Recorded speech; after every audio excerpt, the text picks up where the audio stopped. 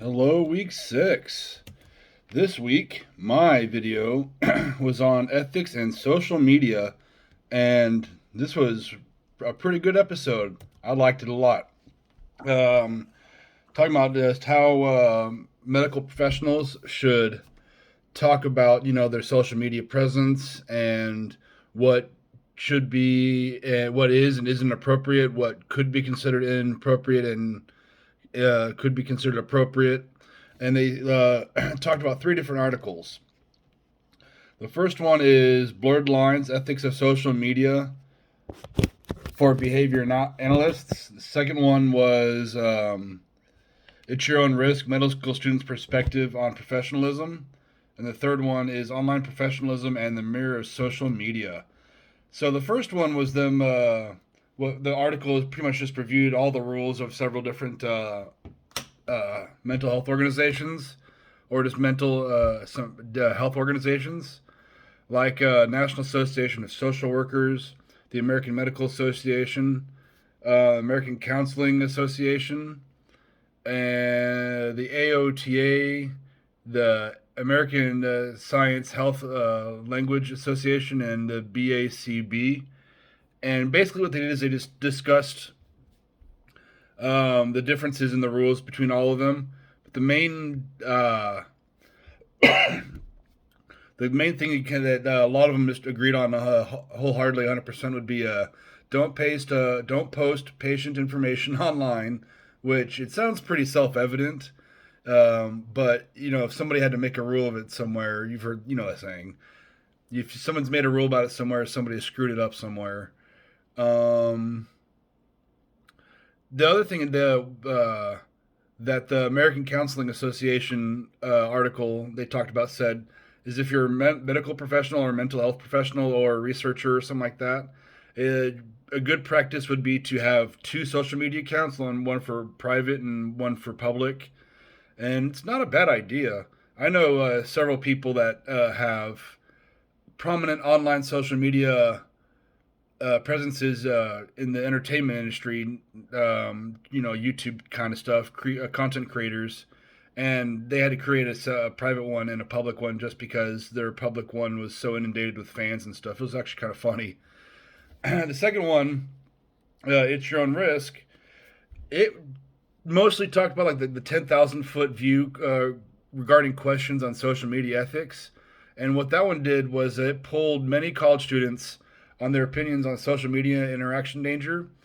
And it seems that college students were more aware of the social media ethics dangers than the podcasters gave them credit for. Like, oh, maybe you shouldn't post, patient information on your Facebook.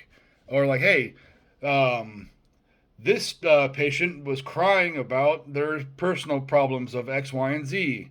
And someone who's casually, smart, they could probably figure out, oh, if this person has X, Y, and Z problems, and I can do a cross reference of these 3 searchable terms in public information. Maybe I could narrow it down, and that was kind of neat.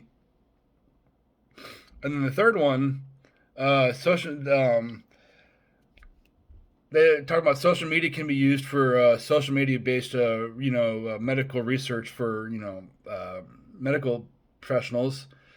And one of the things it talked about was there may be a disconnect between what is inappropriate and what professionals may think is inappropriate. And this, all 3 of these articles, the latest one was written in 2013, so social media is still pretty new.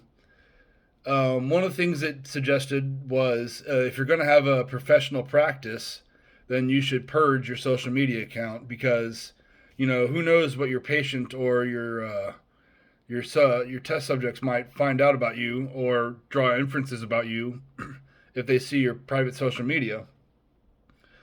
Which something that I don't know if anybody else reads a webcomic called Penny Arcade, but about 10 years ago, or probably longer than that, they the one of the creators on the webcomic, they created their own quote unquote theory about social media. It's called Tycho Brahe's inner FWAD theory, It's if you got the internet, you got an audience, and you've got anonymity. Out comes your inner blank wad, and it's kind of true. I grew up playing Xbox Online and PlayStation Online with all those first-person shooters, and it's very true. What people say on those online chat rooms, I guarantee you they don't say in front of their mothers. And I guarantee you, if those were recorded and those were posted somewhere, I guarantee you they would get in trouble professionally nowadays. And it's something that I definitely I've had to take into account as a professional teacher. I don't talk about my students on my social. I don't really do my social media nowadays, anyways. But if I was so inclined to, I definitely wouldn't be, posting, "Oh, student A today was a total jerk to me," or replace student A with the name of the student, or "Wow, fellow professional teacher sure is blonde." Yeah, that would not go over very well. And this is good primer on that kind of stuff. What are your thoughts on it? I like this episode. I'm gonna have to put this in my bookmark so I can listen to it again. All right, guys. See you next week.